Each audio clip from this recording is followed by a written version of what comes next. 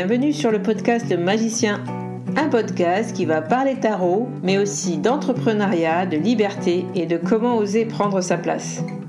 Je m'appelle Fabienne Larnicole, je suis formatrice et coach.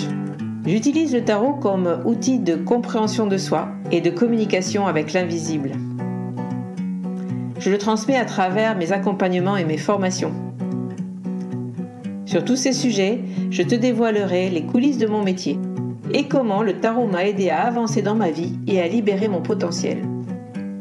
J'espère que tu pourras y trouver des clés pour vivre ce qui t'inspire.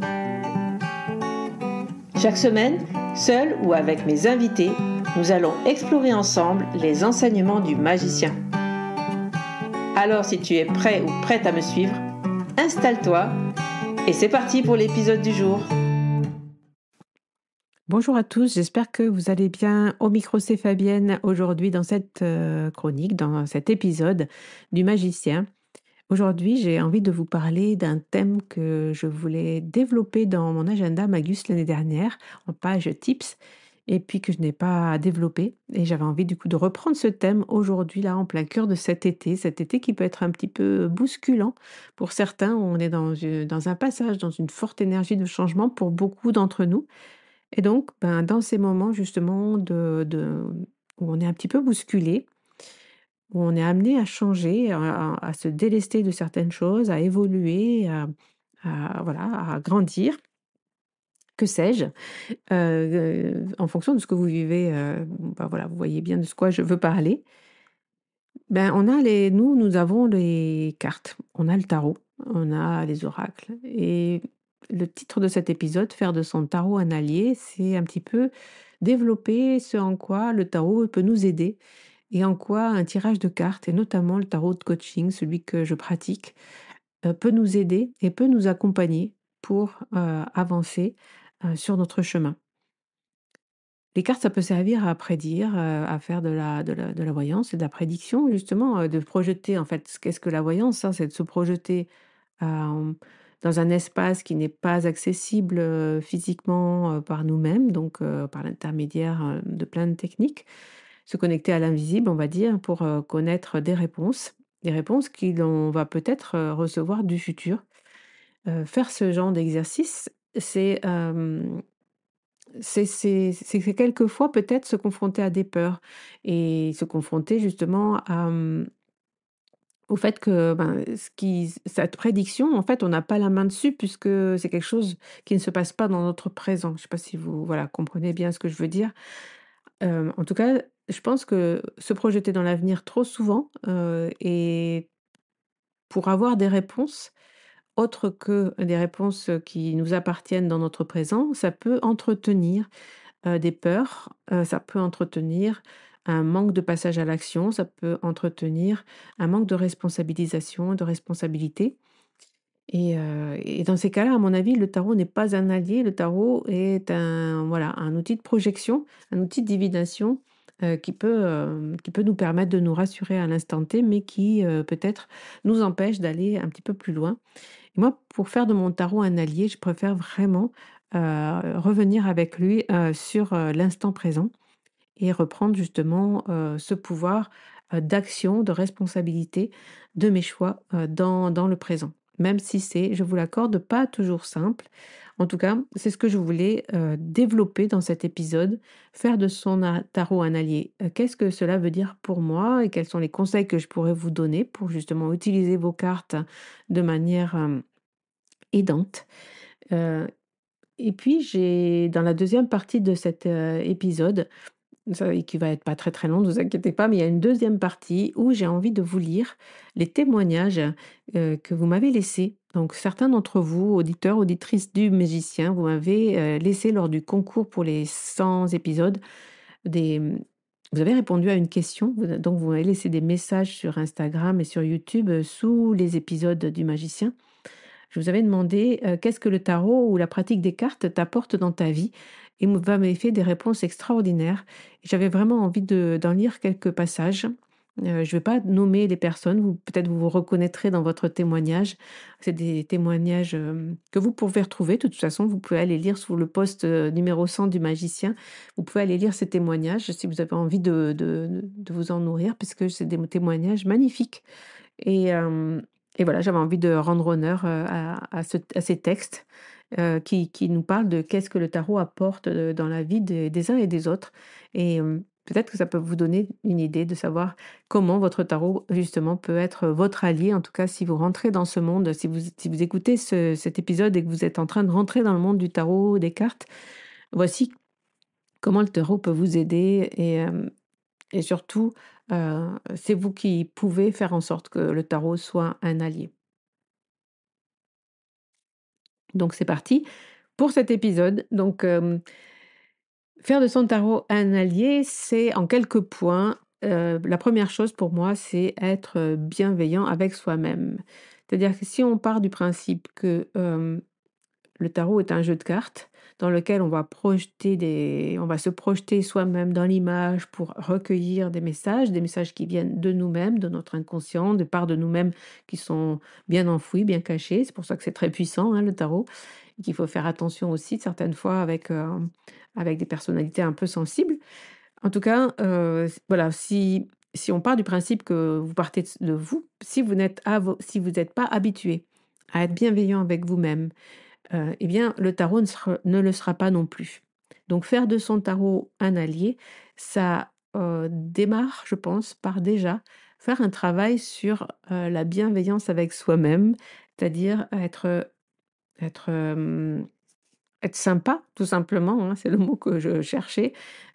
Si vous avez l'habitude de vous juger à longueur de journée, si vous avez eu l'habitude d'être jugé à longueur de journée et donc prendre l'habitude justement de vous autocritiquer, ou de vous auto-persuader que vous faites mal les choses, que vous n'êtes pas assez comme ci, que vous n'êtes pas assez comme ça et que vous vous dévalorisez constamment, même inconsciemment et on le fait tous, hein, donc ça n'a pas besoin d'avoir, de grands traumas pour se dévaloriser. On le fait tous souvent.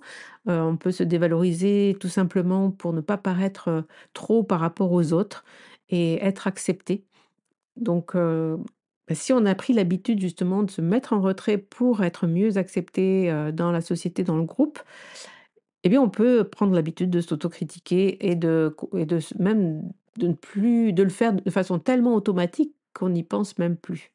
Donc ce que je vous propose, c'est quand vous tirez vos cartes, quand vous faites un tirage, par exemple, prenez, votre tarot et posez-lui cette question, hem Qu'est-ce que tu penses de moi en ce moment? Qu'est-ce que je pense de moi en ce moment? Quel avis j'ai sur moi en ce moment? Quel état d'esprit ai-je en ce moment? Bref, vous voyez toutes ces questions que vous pouvez poser à votre tarot qui vous renvoient à vous-même.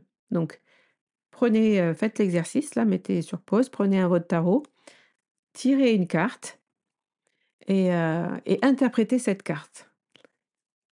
La majeure partie du temps, donc vous pouvez mettre sur pause et aller faire cet exercice et voir comment, vous allez interpréter cette carte. Par exemple, en répondant à la question: «Comment tu me vois?»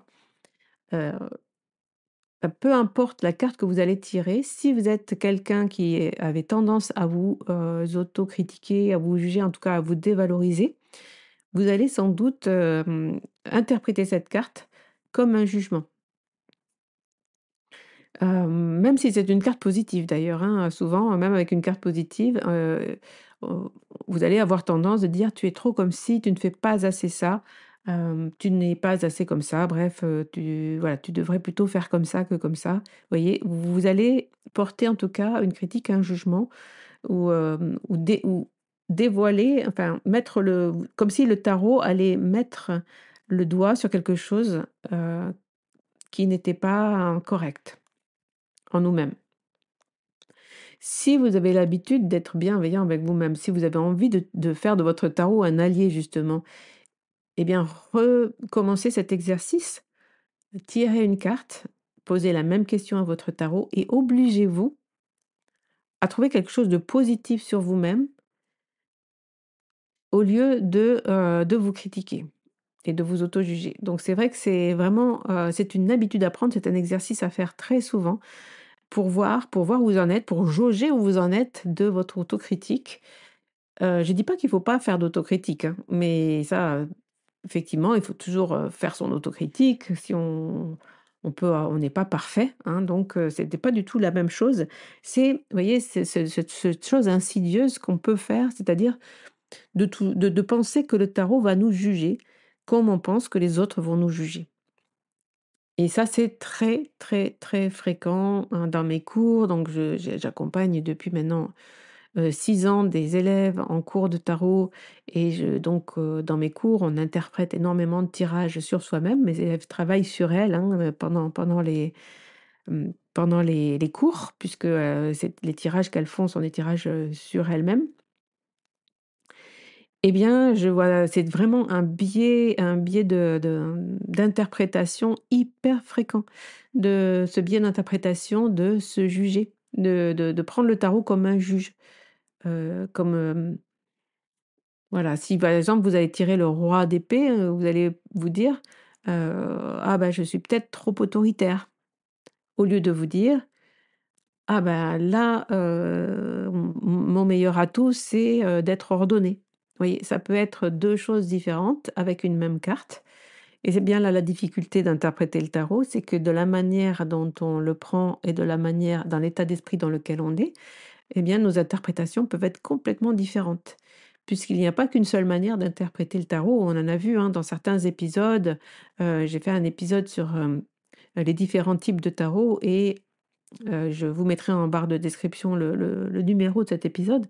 Voilà, où je vous montrais bien que, bah, en fonction de ce qu'on veut faire dire au tarot, si on l'utilise en mode psychologique, en mode intuitif, en mode introspectif, un mode projectif, en mode créatif, en mode coaching, en mode prédictif. Vous voyez, on peut utiliser finalement ce jeu, de plein de manières possibles.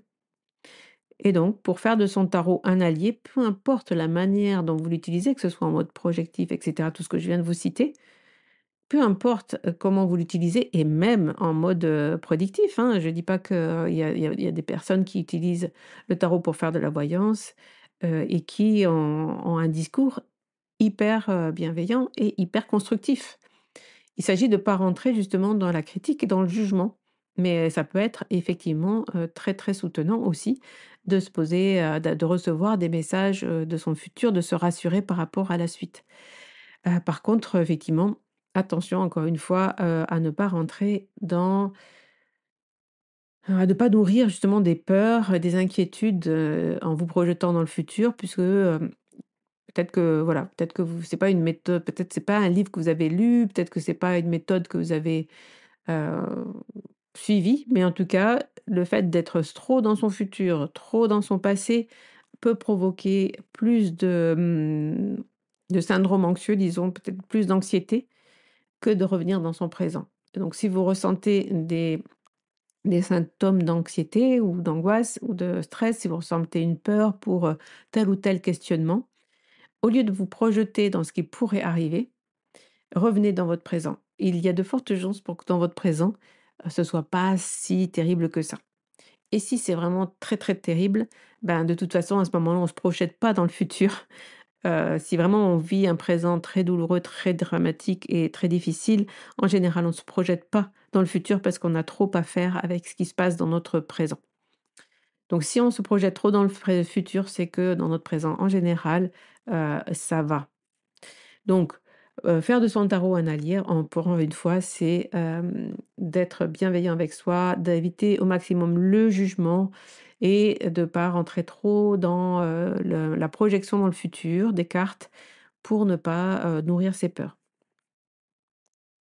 On peut aussi éviter au maximum, le jugement, ça je l'ai déjà dit. On peut aussi, avoir, confiance en son tarot. Faire de son tarot un allié, c'est vraiment avoir confiance en lui.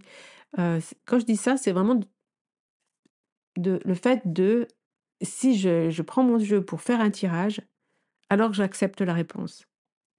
Alors je vais pas chercher un autre tirage, une autre façon de faire ou alors j'abandonne complètement l'interprétation si je suis trop fatiguée, si je sens pas mes cartes, ça c'est possible.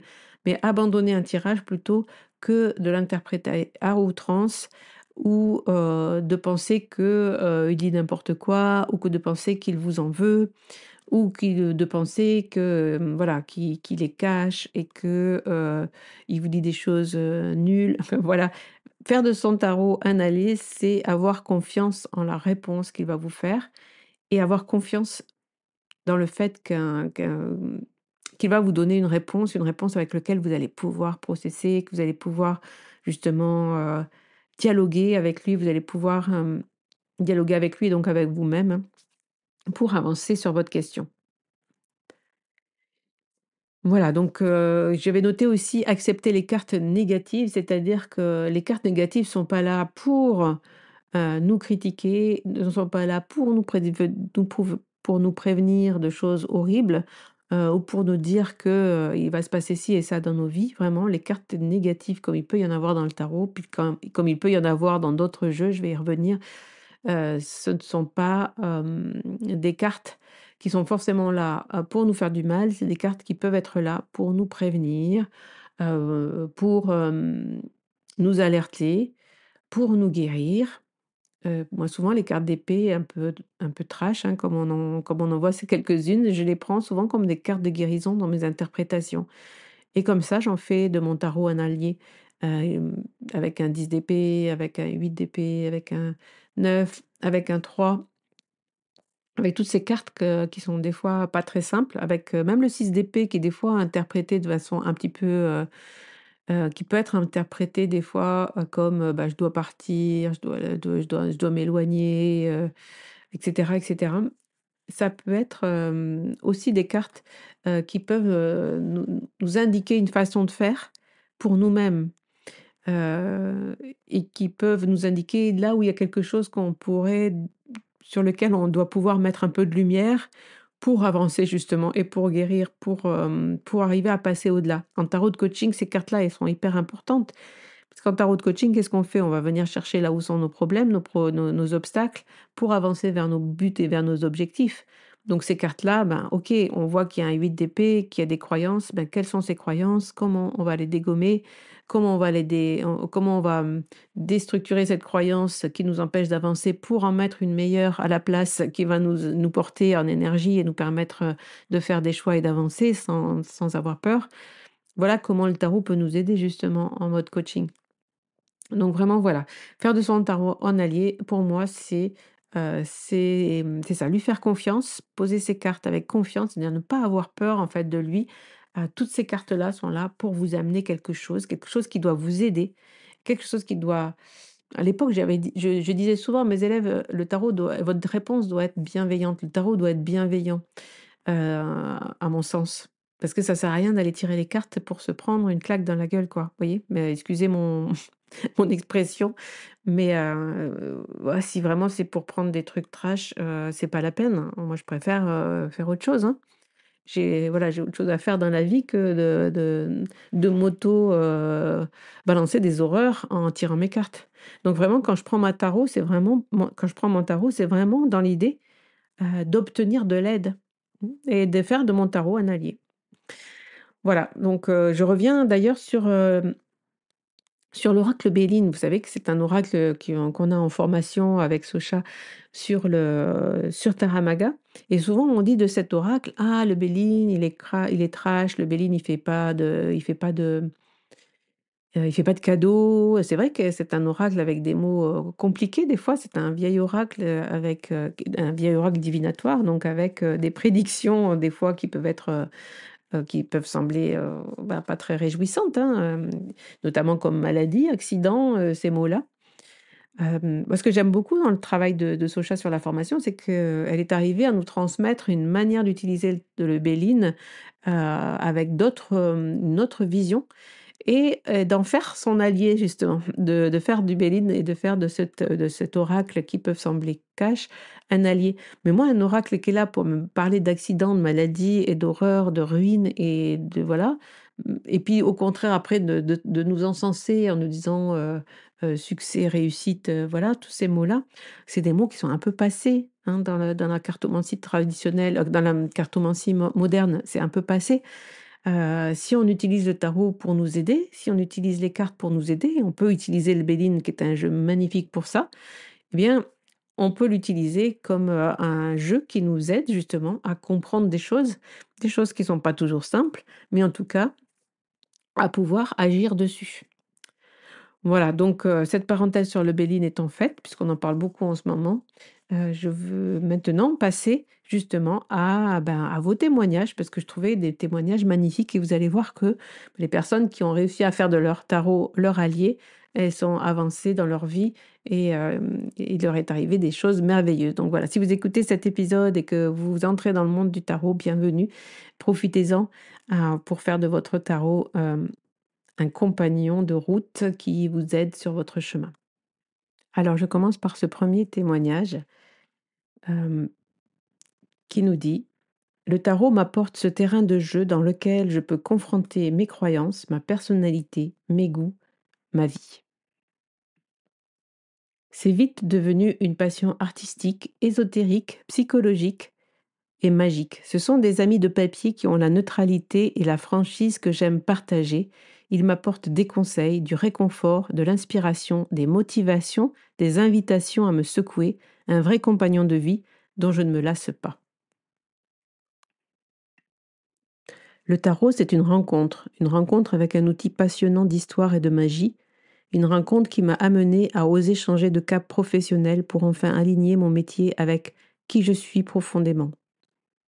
Le tarot, c'est une rencontre avec mon intériorité, nos intériorités, une rencontre philosophique mais surtout psychologique.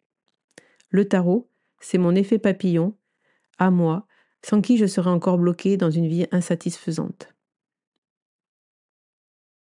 J'y vois un soutien bienveillant, non jugeant, et pourtant cash, sincère, qui accueille toujours à bras ouverts. C'est aussi une source inépuisable d'idées et donc de créativité. Le tarot m'apporte de la clarté. C'est bien le premier mot qui m'est venu en lisant la question. Il m'aide à mieux me comprendre, à explorer une situation, à me questionner sur mes peurs, difficultés, à trouver des pistes pour passer à l'action. Grâce à lui, je prends enfin du temps pour moi. Le tarot m'apporte du soleil. C'est un ami qui me guide chaque jour, surtout dans les périodes de doute ou difficiles comme en ce moment. Il permet aussi un peu d'évasion. Le tarot est mon meilleur ami. Pas de tabou entre nous. Il dit des choses quand il le faut, que cela plaise ou non. Il m'aide à prendre du recul sur certains aspects de ma vie et il fait partie intégrante de celle-ci. Le tarot m'a apporté des réponses quand je pensais être complètement perdue. Depuis, il fait partie de ma vie et la rend plus légère et plus belle. Le tarot est un vrai outil de connaissance de soi. Il est arrivé par magie dans ma vie. En quelques semaines, il est devenu mon guide. Et il me bouscule et me force à me poser les bonnes questions pour avancer. Le tarot et les cartes sont très importantes pour moi depuis plusieurs dizaines d'années. Ma relation avec la pratique des cartes a fortement évolué et varié selon les périodes de ma vie. Je dirais que je cherche de plus en plus à me détacher du côté prédictif qui marquait ma pratique à ses débuts pour aller de plus en plus vers une approche de rituel d'introspection et de mise en conscience. La pratique du tarot et des cartes m'apporte une clarté précieuse me permettant de mieux comprendre mes émotions et de prendre des décisions éclairées dans tous les domaines. Cette pratique m'offre également un espace de tranquillité et de réflexion essentiel pour mon bien-être global et me permet de garder le pouvoir et de rester libre dans mes choix de vie. Elle m'a permis de rencontrer d'autres passionnés, de découvrir des créateurs et des artistes et d'apprendre beaucoup lors des ateliers, masterclass, formations et conférences. Ces rencontres enrichissantes ont nourri ma passion pour le tarot et les cartes et élargi mes connaissances et ma vision. Le tarot n'est pas entré dans ma vie depuis très très longtemps, mais il a pris tellement de place. Il m'aide à mieux me comprendre, à aller voir mes parts d'ombre, mes blessures, mes fiertés, mes réussites, l'ombre et la lumière. Et enfin, dernier témoignage, le tarot me permet de devenir une meilleure personne et c'est un allié de cœur. Voilà les amis, j'espère que cet épisode vous a plu. J'avais envie de vous lire ces témoignages, de faire un épisode pour vous mettre aussi à l'honneur. Et si vous avez envie de partager aussi en commentaire ce que le tarot vous apporte à vous, n'hésitez pas. N'hésitez pas, j'ai un plaisir à vous lire, je vous répondrai. Cet été, comme vous l'avez vu, il n'y a pas de, je crois que je l'ai déjà dit, mais je vous le redis ici, il n'y aura pas d'interview, hein. Les interviews du lundi sont stoppées. Vous pouvez retrouver la dernière qui est l'interview de Fanny Caldin, qui était une superbe interview, qui vous a beaucoup plu. On reprendra sans doute à la rentrée avec une nouvelle, voilà, une nouvelle stratégie de contenu sur le podcast. En tout cas, les épisodes du vendredi, là, cet été, continuent normalement. La semaine prochaine, on se retrouve dans un nouvel épisode, sans doute les questions de l'impératrice. Vous retrouverez aussi au mois d'août la deuxième partie de cette chronique d'Emmanuel que vous avez adorée, moi aussi, donc l'histoire de la Golden Dawn.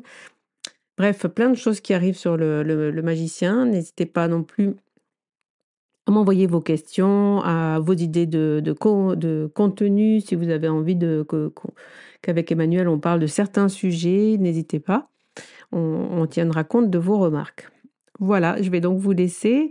En barre de cet épisode, je vous laisse l'inscription à la liste d'attente de la formation au tarot de coaching qui va très prochainement ouvrir ses portes. On y travaille, j'y travaille. Donc, vous allez pouvoir réserver un créneau si vous avez envie de vous former cette année avec moi dans cette formation qui démarre en septembre jusqu'à début mars. C'est des cours en live sur Zoom, hein, avec des groupes qui se forment en début d'année et que je vous suis pendant 6 mois, donc sur 10 lives de pratique avec des vidéos préenregistrées pour tout ce qui est théorique. Et puis des exercices, et puis voilà, un suivi, on s'entraîne ensemble jusqu'au mois de mars. Donc si vous avez envie d'intégrer cette formation, n'hésitez pas à vous inscrire à la liste d'attente.